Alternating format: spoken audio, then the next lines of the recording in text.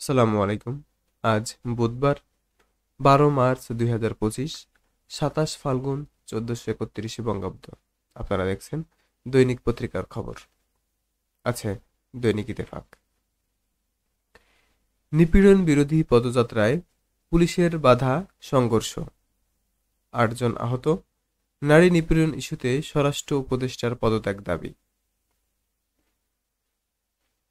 বাংলাদেশে গ্যাস অনুসন্ধান কার্যক্রমের ধারাবাহিকতা নিশ্চিত করতে চায় রাশিয়া।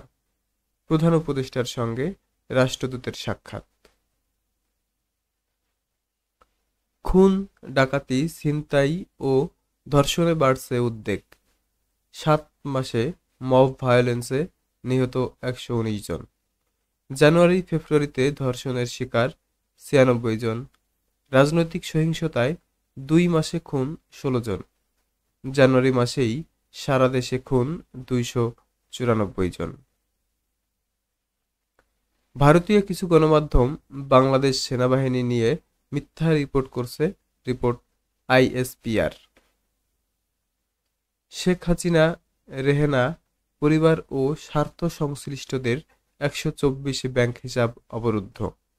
সুধা, সনদসহ 587 কোটি টাকার সম্পদ জব্দ।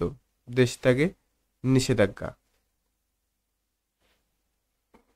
30 দিনে যুদ্ধবিরতিতে রাজি ইউক্রেন, বল এখন রাশিয়ার কোর্টে। যুক্তরাষ্ট্র ক্ষমা চেয়ে ট্রাম্পকে চিঠি জেলেনস্কির। এই ছিল দৈনিক ইত্তেফাকের প্রথম পাতার খবর।